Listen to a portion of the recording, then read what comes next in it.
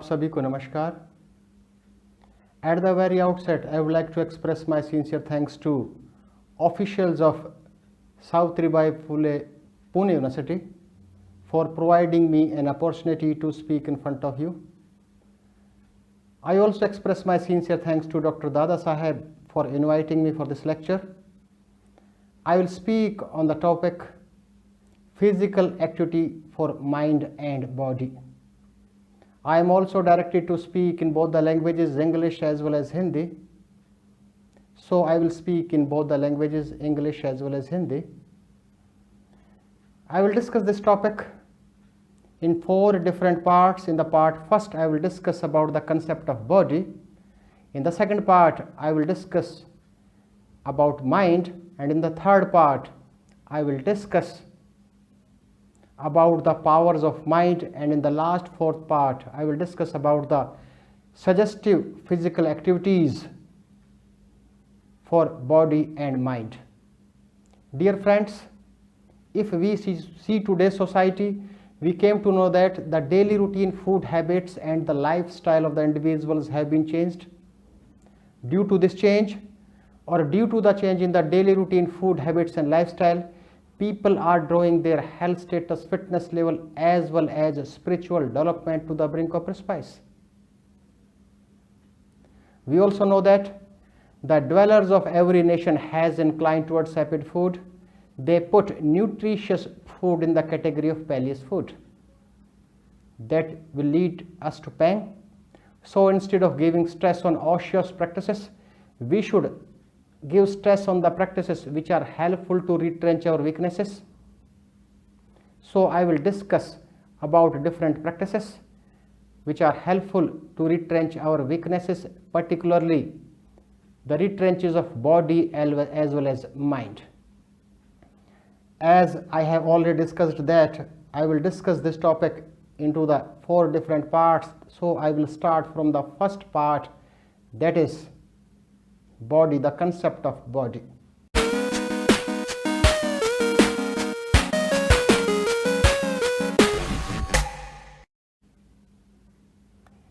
In the first part of presentation, I will discuss about the different layers of the body, and we will try to understand the body according to the yogic concepts.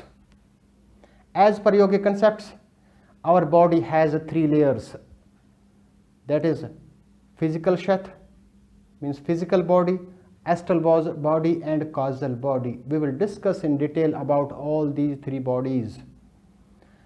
Let us start with the first, that is physical body, that is known as annamay kosh, that is physical shat.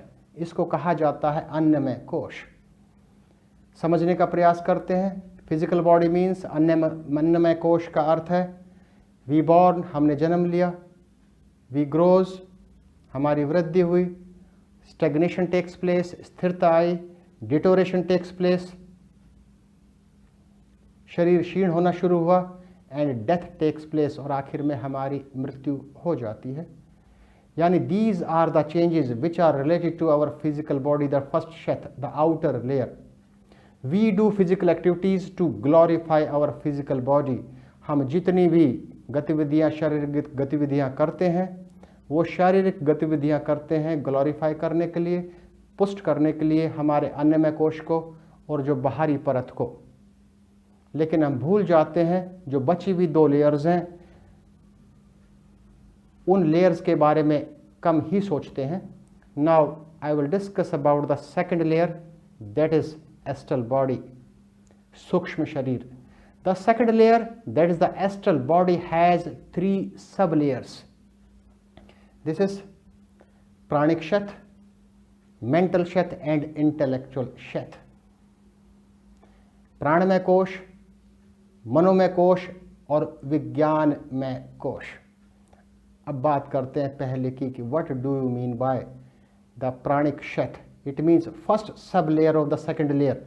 जैसा कि पहले बात कर चुके हैं, एक first layer की बात कर चुके हैं, फिजिकल बॉडी की, अन्नमय कोश की बात कर चुके हैं, दूसरे कोश की बात कर रहे हैं जो कि प्राणिक शत है। प्राणिक शत के भी 3 उपभाग हैं, जिसमें से पहले से शुरू कर रहे हैं प्राणिक शत से। प्राणिक शत क्या है? प्राणिक शत मीन्स प्राणमय कोश that is connected to the physical body with a subtle thread. जिस दिन वो thread कटा, that departs our physical body. For our kind information, हम सबकी सूचना के लिए, this प्राणिक क्षत controls और we experience heat, cold, hunger, thirst, गर्मी, सर्दी, भूख, प्यास, इन सब की अनुभूति हमें करवाती है प्राणिक क्षत। प्राणिक क्षत के माध्यम से ही हम सब अनुभूति करते हैं। We experience these hunger, thirst, heat, cold. Now the second sub layer of the pranic sheath, that is known as mental sheath. Mental sheath, manomaya kosha. Manomaya kosha, I will discuss in detail about manomaya kosha. Manomaya kosha that is responsible for our day to day activities. जो हम दैनिक जीवन में जो गतिविधियां करते हैं, वो गतिविधियां करने के लिए हमें बाध्य करता है हमारा मनोमय कोश। लेकिन सबसे महत्वपूर्ण बात, this manomaya kosha that is mental sheath has 2 different portions. इसके 2 विभिन्न भाग हैं। पहला भाग है इंस्टिंक्टिव, संवेगात्मक। सेकंड वन इज सबकॉन्शियस, अवचेतन भाग। हम नहीं जानते हमारे अवचेतन भाग में, सबकॉन्शियस पार्ट में क्या स्टोर्ड है, क्या किसका संग्रह किया गया है, और इसी संग्रह के परिणाम स्वरूप जितने भी इंस्टिंक्ट्स हैं, जितने भी उत्पन्न होते हैं, वो इस सबकॉन्शियस पोर्शन के कारण उत्पन्न होते हैं। लेकिन this sheath that is mental sheath is very jumpy in nature. यह बहुत ही जंपी है। जंपी का अर्थ है परिवर्तनशील है, तुरंत परिवर्तित होता है, कभी यहाँ, कभी वहाँ, कभी दूसरी जगह। और सबसे महत्वपूर्ण बात जो कि इसके द्वारा वी एक्सपीरियंस, इसके द्वारा हम अनुभूति करते हैं thought, doubt, acceleration, depression, delusion. चाहे हम विचारों की बात करें, चाहे हम भ्रम की बात करें, चाहे हम हर्षोल्लास की बात करें, चाहे हम अवसाद की बात करें, ये सब उत्पन्न होते हैं और इन सब की अनुभूति हम करते हैं इस क्षत के माध्यम से। इस क्षत से मेरा अर्थ है मनोमय कोश से। अब बात करते हैं, we will discuss about the third sub layer of the second layer, जो कि सेकेंड लेयर के बारे में हम बात कर रहे थे, एस्ट्रल बॉडी। उस एस्ट्रल बॉडी की तीसरी sub layer that is known as intellectual sheath. Now what do you mean by intellectual sheath? कि इंटेलेक्चुअल क्षत से हम क्या समझते हैं? इंटेलेक्चुअल क्षत क्या है? Intellectual sheath guides mental sheath. जो मेंटल क्षत है, मनोमय कोश, वह वही करता है जो इसको इंटेलेक्चुअल क्षत मार्गदर्शित करती है। जो सबसे महत्वपूर्ण बात, the decision and discrimination takes place in this. हम जीवन में, दैनिक जीवन में जितने भी निर्णय लेते हैं, उन निर्णयों को लेने के लिए हमें बाध्य करती है हमारी इंटेलेक्चुअल क्षत, विज्ञानमय कोश। Discrimination, what is right, what is wrong, क्या गलत है, क्या सही है, इसका निर्णय भी इस इंटेलेक्चुअल क्षत द्वारा किया जाता है। अब हम बात करते हैं थर्ड लेयर की, तीसरी लेयर की हम बात करेंगे। We will discuss in detail about the third layer, and the third layer is आनंदमय कोश, कॉजल बॉडी। इस आनंदमय कोश की चर्चा संक्षिप्त में करते हैं। आनंदमय कोश means that is a seed body, बीज शरीर।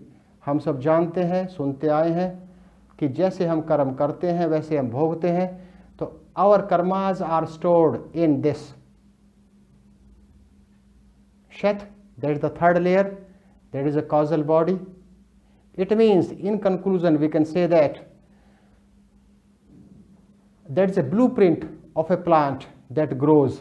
कि कैसा, किस प्रकार के पेड़ का निर्माण होना है, किस प्रकार के पेड़ की वृद्धि होनी है, वह निर्भर करता है इस बीज पर जो कि हमने अपने कर्मों के रूप में संग्रहित किए हैं कॉजल बॉडी में।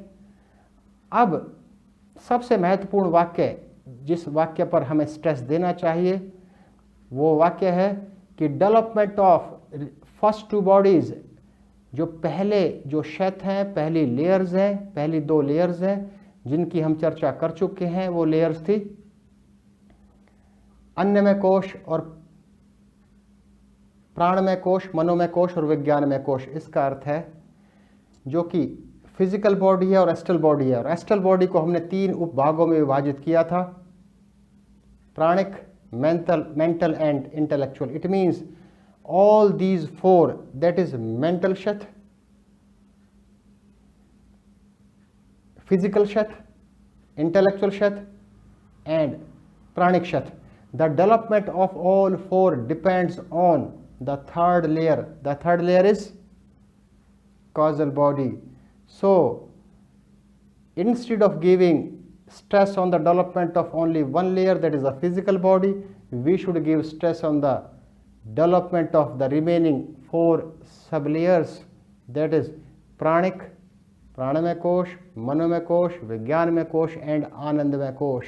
So in our daily routine हमें दैनिक जीवन में, जीवन शैली में उन गतिविधियों को, उन एक्टिविटीज़ को शामिल करना चाहिए जो फिजिकल बॉडी के साथ साथ हमारे शारीरिक विकास के साथ साथ जो बची हुई क्षेत्र हैं, बची हुई लेयर्स हैं, बचे हुए कोश हैं, उन सब कोशों की भी वृद्धि करे।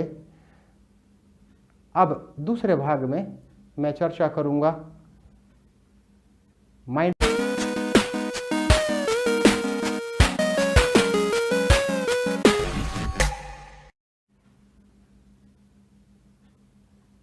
After the brief description about the body, we will discuss about mind. Now we will discuss about mind according to psychology. As per psychology, we have 3 different states of mind, that is conscious mind, subconscious mind and unconscious mind. यदि मनोविज्ञान की भाषा में बात करें, मनोविज्ञान के अनुसार हमारी मन की 3 दशाएं हैं, माइंड की 3 स्टेट्स हैं, चेतन मन, अचेतन मन और अवचेतन मन। इन तीनों की विस्तार से चर्चा करते हैं। सबसे पहले बात करते हैं चेतन मन, कॉन्शियस माइंड की। What do you mean by conscious mind? Conscious mind means when we are familiar about surroundings, जब हमें अनुभूति होती है, ज्ञान होती है हमारे चारों तरफ का, it means we all are in conscious mind. इसका अर्थ हुआ कि हम सब चेतन मन में हैं। At this time also I am in conscious time, means I am speaking in front of the camera. You all are in conscious mind since you are listening my lecture. So this shows that, यह प्रदर्शित करता है कि हम सब conscious mind में since we are familiar about surroundings. लेकिन अगली स्टेट की बात करते हैं, अगली माइंड की दशा की बात करते हैं, that is unconscious mind. Unconscious mind means something is going on in the mind but we are not aware about that functioning, कि कुछ ना कुछ हमारे अचेतन मन में है, स्टोर्ड है, लेकिन उस स्टोरेज का हमें ज्ञान नहीं है, वह तो हुआ अचेतन मन। तीसरे की बात करते हैं अवचेतन मन की। What do you mean bye subconscious mind? अवचेतन मन। तीसरा अवचेतन मन की अवचेतन मन क्या है और इस अवचेतन मन से क्या समझते हैं? It means something is happening in the mind, something is going on in the mind but we are not aware about that functioning, कि कुछ ना कुछ माइंड में चल रहा है लेकिन जो चल रहा है उसका हमें ज्ञान नहीं रहता। इसको समझने का प्रयास करते हैं। एक छोटा सा एग्जाम्पल लेते हैं, छोटा सा एक उदाहरण लेकर चलते हैं। मान लीजिए आज इस I am a speaker and you all are listener, कि मैं आज एक ऐसी दशा उत्पन्न हुई कि मैं स्पीकर हूं और आप लिसनर हैं। आपने मेरा लेक्चर सुना। लेक्चर सुनने के बाद काफ़ी सालों के बाद, 10-20 सालों के बाद आप मुझे कहीं रेलवे प्लेटफॉर्म पर मिलते हैं।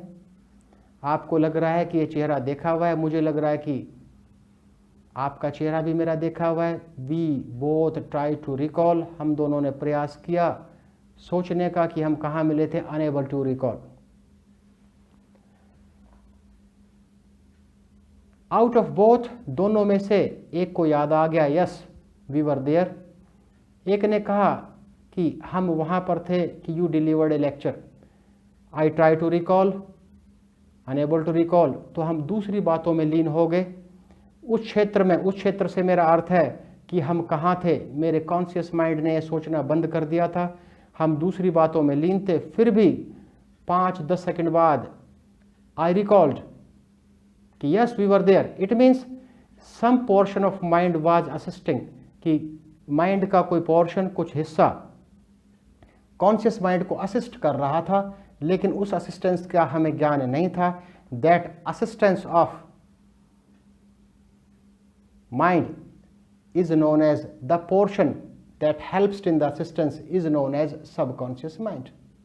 We all know that our conscious mind is always functional in nature, but by improving the ability of our subconscious mind, we can increase the functioning of our conscious mind.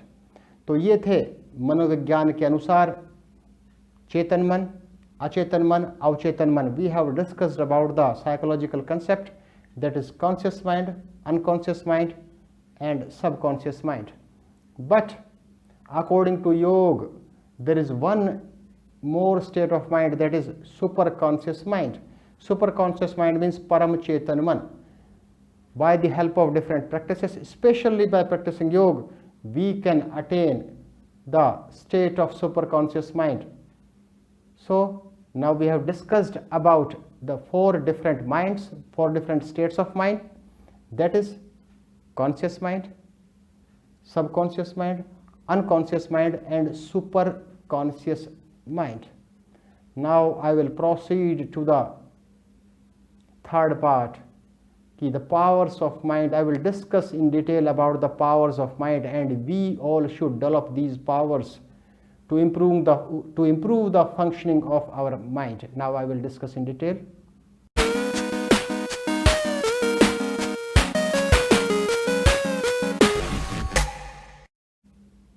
In the third part, I will discuss about the powers of mind. We should develop these powers. There are 8 powers of mind.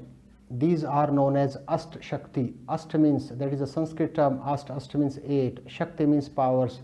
Our mind has 8 powers. These are known as Ast Shakti. We will discuss in detail about all these powers, all these Ast Shaktis. Let us start with the first, that is power to distinguish and discriminate. भेद और पृथक करने की शक्ति. यह शक्ति, यह power हर व्यक्ति विशेष में नहीं होती कि क्या सही है क्या गलत है इसका सही बोध करवाना, लेकिन bye the help of different activities, bye the help of different yogic practices, we can develop this power, that is power to distinguish and discriminate. भेद और पृथक करने की शक्ति. हम सब जानते हैं, यदि इस पावर को, इस शक्ति को, जो भेद और पृथक, क्या सही है क्या गलत है, यह सही ज्ञात करने के लिए, करने की शक्ति या सही बोध करवाने की शक्ति से हमारे जीवन की कायाकल्प हो जाती है. After the first power, the second power is power of good judgment. अच्छा निर्णय लेने की शक्ति. हम सबको हमारे दैनिक जीवन में समय समय पर निर्णय लेने पड़ते हैं. एक सही निर्णय हमें शिखर तक पहुंचा सकता है, एक गलत निर्णय हमें गर्त में डाल सकता है. So we have to develop the power of good judgement. यह शक्ति भी जो कि हमारे माइंड से संबंधित है, हमारे मस्तिष्क से संबंधित है, इस शक्ति का विकास भी अति आवश्यक है. Now we have discussed about 2 different powers of mind, power to distinguish and discriminate and power of good judgement. After this I will proceed to the second power of mind, that is power to withdraw our senses. अपनी इंद्रियों को नियंत्रित करने की शक्ति. हम सब जानते हैं कि हम 5 इंद्रियां हैं और संयम में रहकर यदि हम काम करेंगे, with in the boundary of the rules and regulation of the society, यदि हम कार्य करते हैं, अगर हम अपनी इंद्रियों को नियंत्रित करते हैं, तो सुचारू रूप से हम आगे बढ़ सकते हैं। After the third power of mind, that is power to withdraw for senses, the fourth power is the main important, that is power of tolerant, सहने की शक्ति। सहने की शक्ति, हर व्यक्ति में सहनशीलता नहीं पाई जाती, इस शक्ति का विकास भी अति आवश्यक है। अब प्रश्न उठता है, द क्वेश्चन अराइजेस कि टॉलरेंस किसका, सहना किसको है। Various situations arises in our life, हमारे जीवन में कई घटनाएं घटित होती हैं, कुछ पक्ष में कुछ विपक्ष में। इन घटनाओं को सहने की शक्ति हम सबको उत्पन्न करनी है, यदि हम अपने जीवन को ठीक सुचारू रूप से आगे चलाना चाहते हैं। So by practising different practices, specially by yogic practices और by meditation, we can develop this third power of fourth power of mind, that is power of tolerance. Now next power is, the fourth power is power to face, सामना करने की शक्ति। We have to face several ups and downs of the life, so stability is required। यदि गौर करें तो up में यदि हमारे जीवन में कोई उतार आता है, चढ़ाव आता है, अच्छा होता है, सकारात्मक पहलू घटित होता है, तो हम अति प्रफुल्लित हो जाते हैं, खुश हो जाते हैं। दूसरी तरफ यदि इन केस ऑफ डाउन, यदि कुछ उतार आता है, कुछ नकारात्मक घटना घटित होती है, तो हम अवसाद से भर जाते हैं। लेकिन सम और विषम परिस्थितियों में समान रहने की शक्ति भी हर व्यक्ति विशेष में नहीं पाई जाती। इस पावर को भी हम विकसित कर सकते हैं। इसके बाद अगली पावर है पावर टू अकोमोडेट, अनुकूलन की शक्ति। अब प्रश्न उठा कि हमें अनुकूलन किसके साथ करना है, कैसा अनुकूलन, किसके साथ अनुकूलन।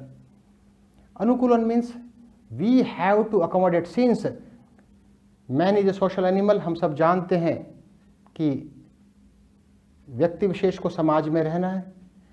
Every individual has some sort of weaknesses, किसी न किसी रूप में व्यक्ति विशेष में कुछ ना कुछ कमियां पाई जाती हैं, वीकनेसेस हैं।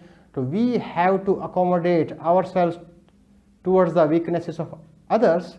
हमें दूसरों की वीकनेसेस के प्रति अपना अनुकूलन करना है। यदि हम अपना अनुकूलन करते हैं तो हम एक समाज में अपना अच्छा स्थान पा सकते हैं, अन्यथा that will lead to distress, इससे भी डिस्ट्रेस की स्थिति उत्पन्न होती है।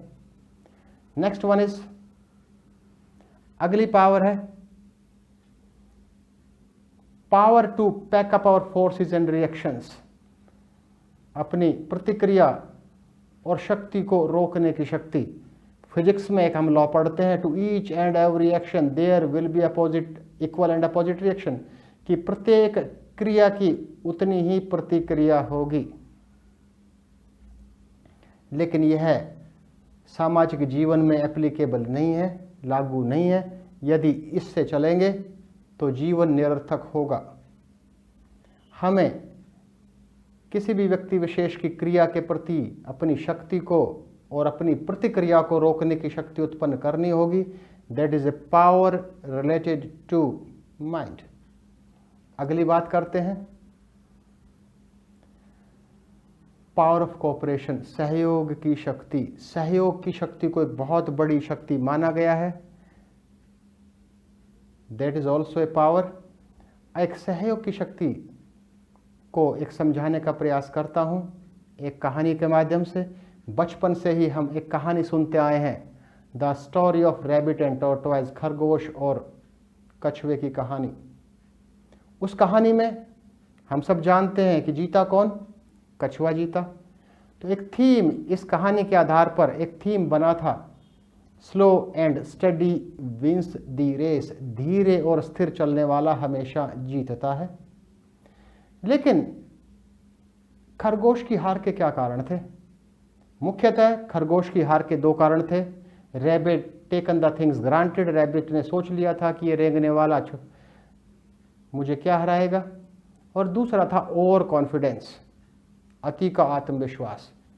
इस आधार पर एक थीम स्थापित हुआ था, slow and steady wins the race.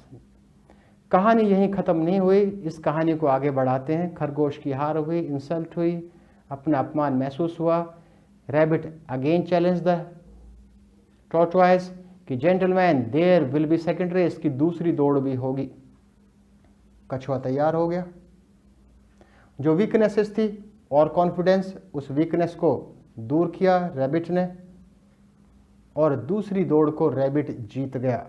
तो instead of the old theme, जो पुराना थीम था, slow and steady wins the race, धीरे और स्थिर चलने वाला हमेशा जीतता है, उसका स्थान लिया दूसरे थीम ने।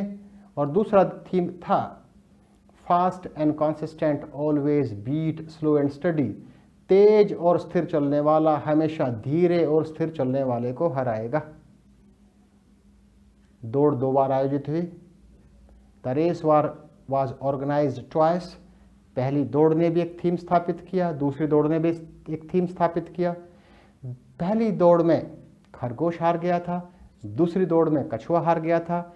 अब कछुए को इंसल्ट, अपमान महसूस हुआ। उसने कहा, gentleman there will be third race, कि खरगोश भाई तीसरी दौड़ भी अब होगी।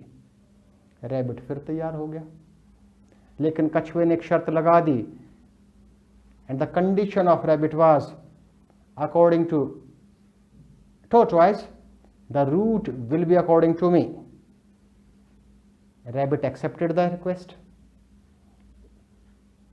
टॉर्टोइज ने, कछुए ने चालाकी क्या की कि एक ऐसा रास्ते का चयन किया जिस रास्ते में नदी पड़ती थी। तो इस तीसरी दौड़ में कछुआ नदी पार करके जल्दी पहुंच गया, लेकिन दूसरी तरफ खरगोश को पुल पार करके रास्ते से आना पड़ा। तो तीसरी दौड़ में कौन जीता? कछुआ फिर जीत गया। तो पहले जो दो थीम थे, slow and steady wins the race, उसका स्थान लिया था fast and consistent always beat slow and steady. इन दोनों थीम्स का स्थान तीसरे थीम ने लिया, first identify your core competencies that then select the field that suits your core competencies. पहले अपनी आंतरिक क्षमताओं को पहचानो और अपनी आंतरिक क्षमताओं के अनुरूप प्रतियोगिता का स्थल, प्रतियोगिता का क्षेत्र चुनो, उसका चयन करो। क्योंकि हर व्यक्ति विशेष के अंदर आंतरिक क्षमताएं होती हैं किसी न किसी रूप में। हमें अपनी आंतरिक क्षमताओं को पहचानते हुए ही प्रतियोगिता के क्षेत्र में उतरना चाहिए। Every individual has core कंपिटेंसीज। 3 दौड़ आयोजित हुई। पहली दौड़ में कछुआ जीता, थीम स्थापित हुआ, slow and steady wins the race. दूसरी दौड़ में खरगोश जीता, थीम स्थापित हुआ, fast and consistent always beat slow and steady. तीसरी दौड़ में फिर कछुआ जीता, एक थीम स्थापित हुआ, first identify your core competencies that change the play field that suits your core कंपिटेंसीज। अगली बात, अब दौड़ यहीं खत्म नहीं हुई। अब तीसरी दौड़ के बाद तीसरी दौड़ में खरगोश फिर हार गया। उसने कहा, भाई एक दौड़ और होगी, क्योंकि अपमान हुआ, अपमान महसूस हुआ, अपमान की अनुभूति हुई।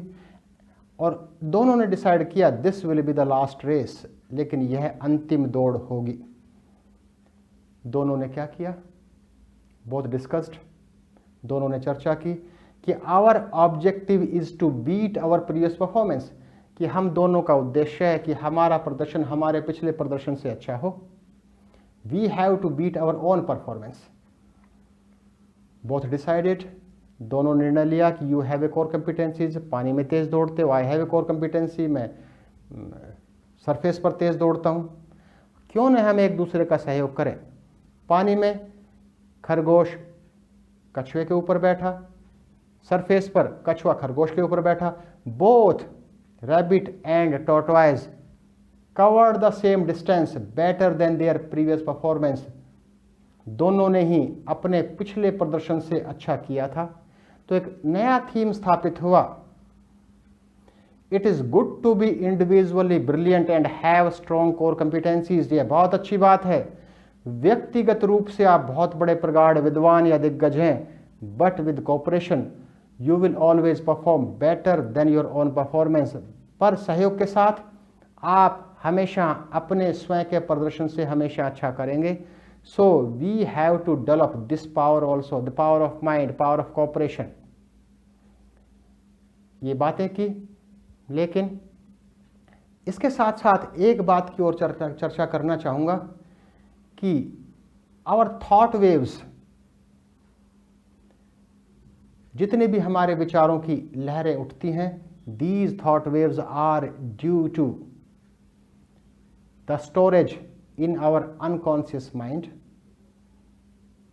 इसलिए थॉट वेव्स के बारे में भी जानना है। योगी कंसेप्ट्स के अनुसार इनको कहा जाता है वृत्ति। वृत्ति मीन्स थॉट वेव्स। प्रमाण, राइट कॉग्निशन, सही बोध कि हम सही सोचते हैं। विपर्य, रोंग परसेप्शन, गलत बोध। विकल्प, इमेजिनेशन, कल्पना। निद्रा, स्लीप। स्मृति, memory. These are 5 vrittis, these are 5 types of thought weights, vrittis. And योग में तो कहा ही गया है चित्त की वृत्तियों को नियंत्रित करना ही योग है। तो we have to control our thought waves. लेकिन बात तो हमें वो करनी है कि how to control these. It means my topic is physical activities for mind and body. अभी तक हमने 3 विभिन्न क्षेत्रों की बात की। हमने बात की कंसेप्ट ऑफ बॉडी, शरीर को जाना। दूसरी बात की माइंड की बात की हमने, और तीसरी हमने बात की पावर्स ऑफ माइंड। अब चौथे भाग की बात करते हैं, जो कि सबसे मुख्य भाग है। What type of activities should be included for the development of mind as well as for the development of our body. Now I will discuss about this part in detail. इस चौथे भाग की विस्तार से चर्चा करते हैं।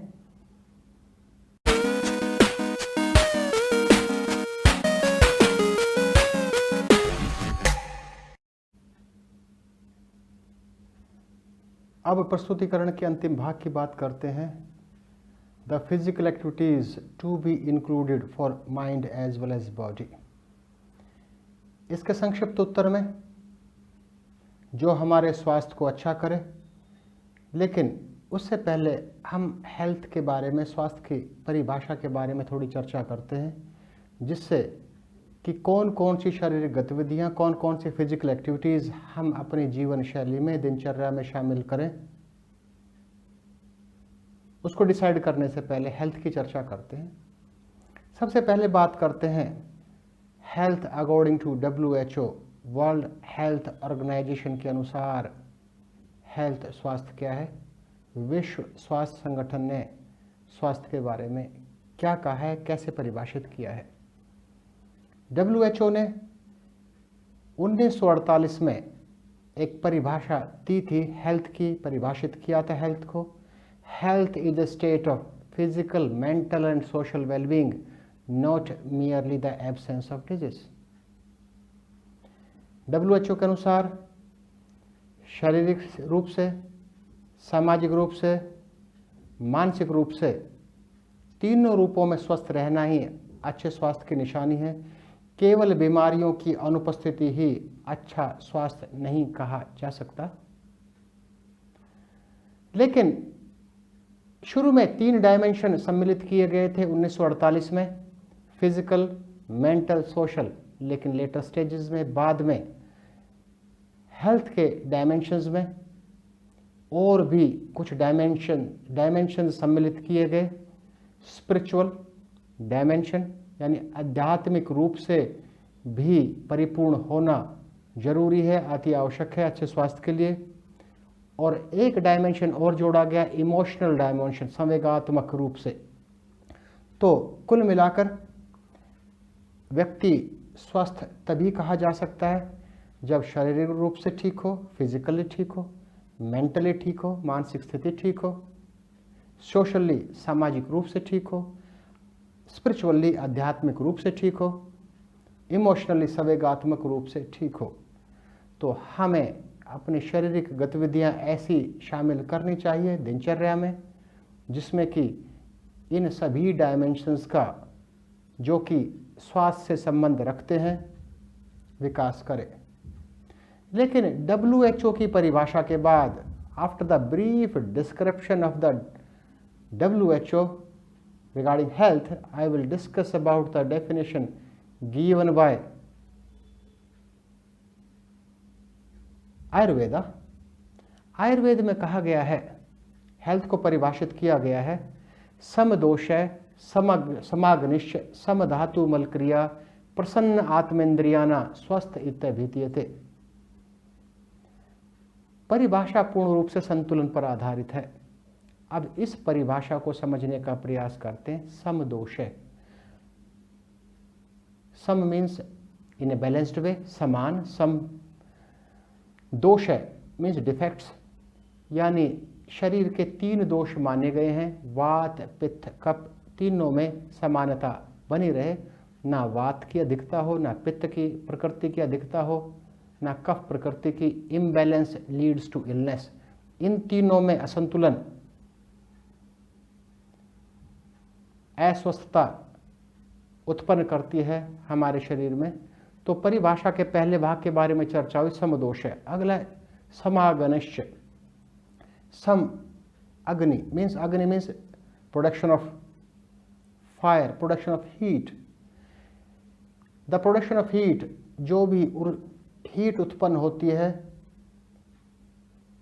We all know that the body temperature is regulated by liver, लेकिन सामान्य भाषा में यदि हम कहें तो नाभि में हीट प्रज्वलित होती है।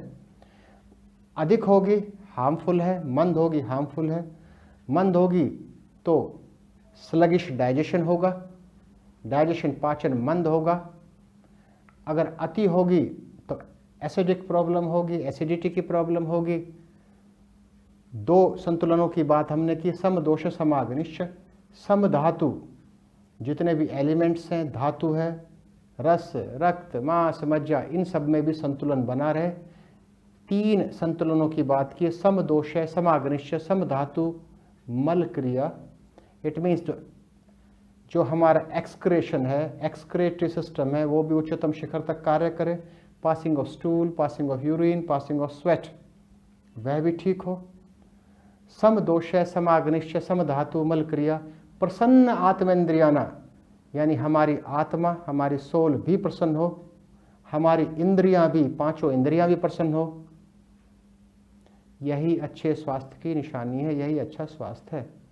तो अभी तक हमने 2 परिभाषाओं की बात कर ली। इसके बाद त्रियोपस्तंभा की बात करते हैं। There are 3 pillars of health. त्रियोपस्तंभा, आहार, निद्रा, ब्रह्मचर्य, मिति। There are 3. We should take care that we should give stress on these. हमारे हेल्थ के, हमारे स्वास्थ्य के 3 पिलर्स हैं। 3 जितने भी ये पिलर्स मजबूत होंगे, हमारा स्वास्थ्य उतना ही अच्छा होगा, हमारी हेल्थ उतनी ही अच्छी होगी। फर्स्ट वन इज आहार, diet, balance. There is no need to explain, सामान्य सी बात है, आहार संतुलित होना चाहिए, असंतुलित आहार ना हो। निद्रा, आज के मॉडर्न और नॉलेज एरा में, आधुनिक युग में, ज्ञान के युग में निद्रा बहुत प्रभावित हुई है। चाहे हम व्हाट्सएप की बात करें या फेसबुक की बात करें, हमारी जो निद्रा की जो मिनिमम समय हमारा होना चाहिए निद्रा का, उसकी हम पूर्ति नहीं करते हैं। तो आहार निद्रा के बाद है ब्रह्मचर्य। यहाँ ब्रह्मचर्य का अर्थ है संयम, कि संयम से रहना भी।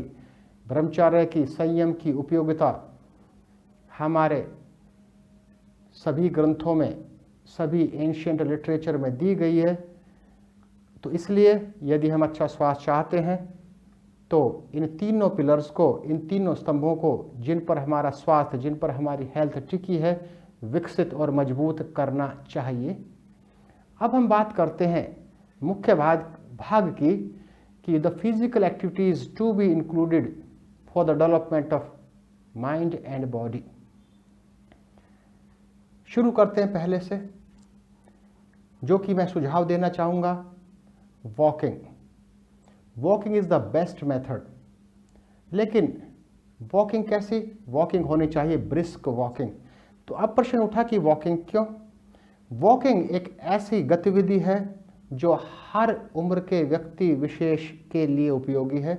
हर उम्र का व्यक्ति विशेष इसको कर सकता है, क्योंकि एक उम्र के बाद, एक एज के बाद the deterioration takes place, specially जितने भी जॉइंट्स प्रॉब्लम है, जॉगिंग करना, रनिंग करना, वेट ट्रेनिंग करना, इस तरह की गतिविधि करना थोड़ी मुश्किल होती है।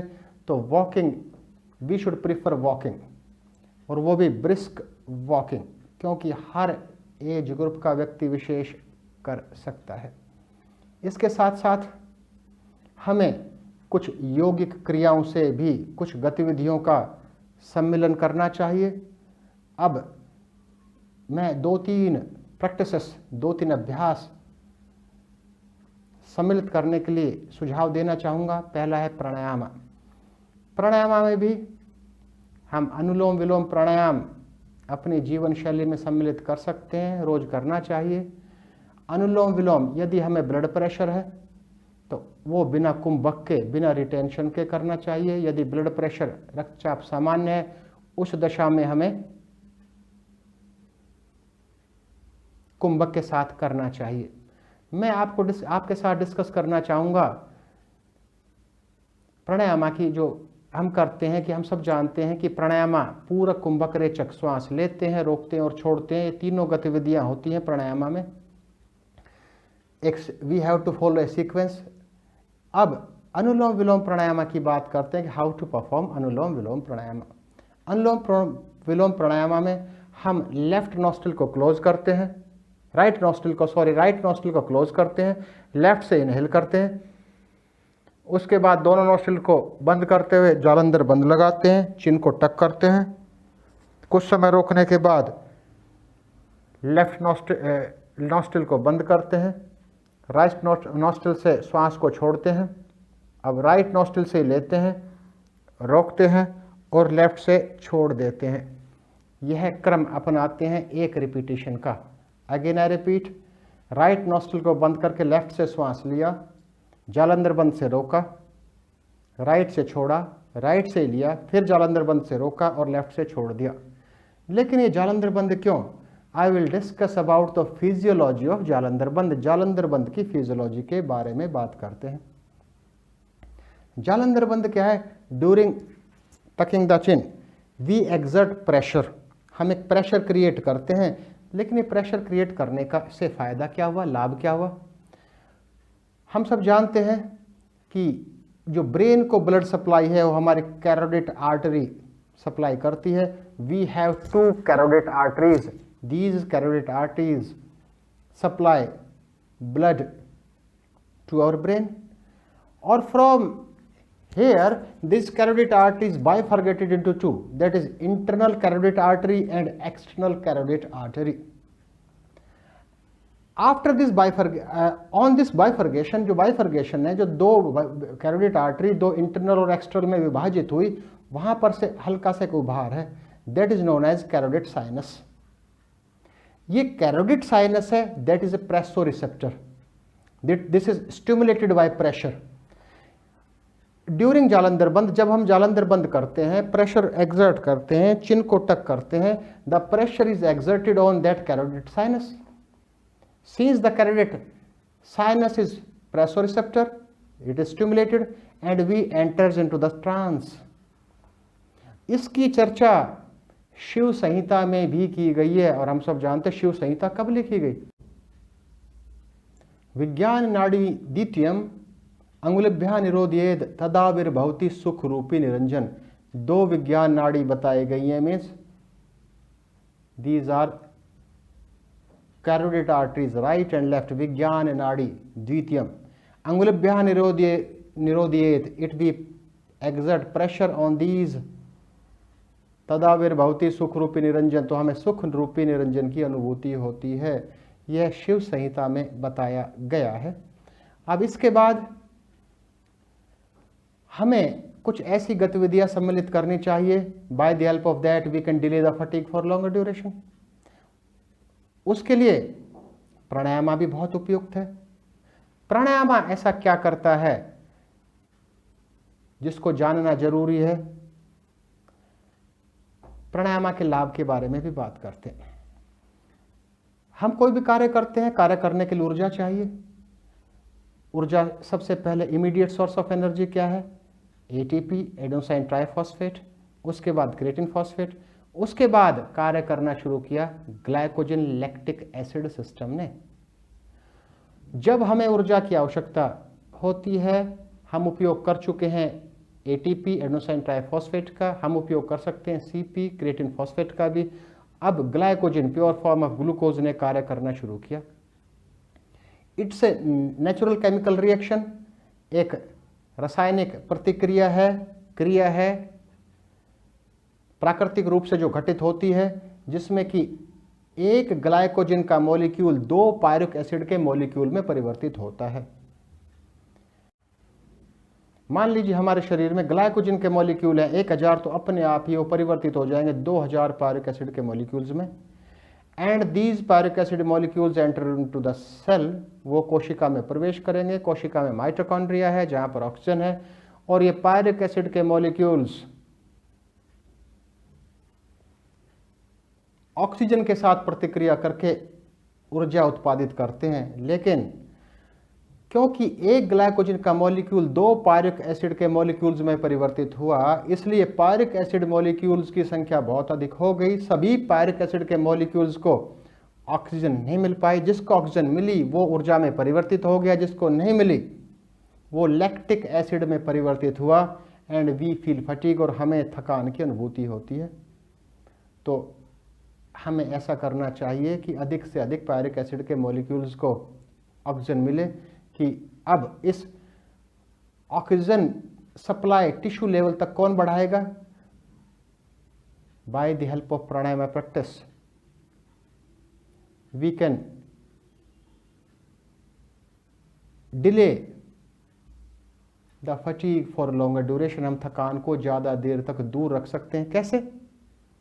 क्योंकि मोर oxygen can be supplied eight tissue level, जिससे लैक्टिक एसिड का प्रोडक्शन कम होगा। तो हमें अपनी दिनचर्या में चर्चा हो चुकी है कि वॉकिंग को सम्मिलित करना चाहिए। कोई भी एक प्राणायाम, प्रेफरेबल है अनुलोम विलोम प्राणायाम। इसके अलावा हमें अपने दैनिक जीवन में मेडिटेशन को भी सम्मिलित करना चाहिए to improve the power of our mind, हमारे माइंड की पावर को विकसित करने के लिए। There are different types of meditations. I will prefer Sahaj Yoga meditation. Then the question arises, what do you mean by Sahaj Yoga? सहज योग meditation is a simple type of meditation. It is created by Shri Mataji Nirmala Devi in the year 1970 and has since spread all around the world. Sahaj Yoga works on the primordial energy within us called as Kundalini. When the Kundalini rises and reaches the 7th energy center, this enters us into the state of thoughtless awareness. We enter into the state of thoughtless awareness. No distracting thoughts from future or past bombards in our mind. तो सहज योग ध्यान एक ऐसा तरीका है जो शक्ति हम एक अपने साथ लेकर जन्म हुए, जो कि हिडन है, उसको हम एक्टिवेट करते हैं, उसको क्रियाशील बनाते हैं, जिसको कहते हैं एक्टिवेशन ऑफ कुंडलिनी, कुंडलिनी का जागरण। इन इनएक्टिवेटेड स्टेट, अजागृत अवस्था में यह कुंडलिनी हमारे मूलाधार चक्र पर स्थित है। मूलाधार चक्र means at our sacral bone, sacrum, that is triangular in shape, and we have 7 chakras from bottom to top: Mooladhara, Swadhisthana, Manipur, Anahata, Vishuddhya, Sahasrara. Sahasrara chakra is situated at our vertex. So by regular meditation, this Kundalini starts activating and reaches at Sahasrara chakra, and the self-realization takes place. It means the expansion of consciousness takes place.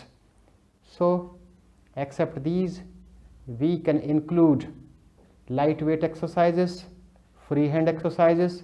We can include some standing postures, standing asanas. We can include some supine lying postures. We can include some abdominal exercises. एक और बात suggest करना चाहूँगा कि जितने भी हम exercises करते हैं, फॉरवर्ड बैकवर्ड बेंडिंग भी करते हैं, साइडवर्ड बेंडिंग भी करते हैं, लेकिन स्पाइन की ट्विस्टिंग एक्सरसाइजेज हम नहीं करते हैं. That is a most required, जिसकी की बहुत आवश्यकता है. तो हम ऐसे भी कुछ व्यायाम करें कि ट्विस्टिंग एक्शन और स्पाइन का ट्विस्टिंग एक्शन भी हो, उसकी मोबिलिटी बढ़े. Simultaneously with forward backward bending and sideward bending.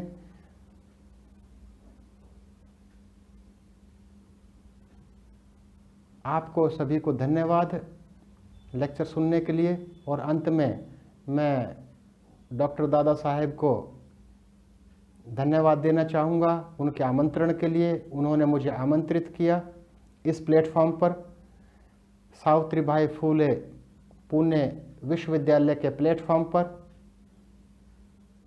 धन्यवाद.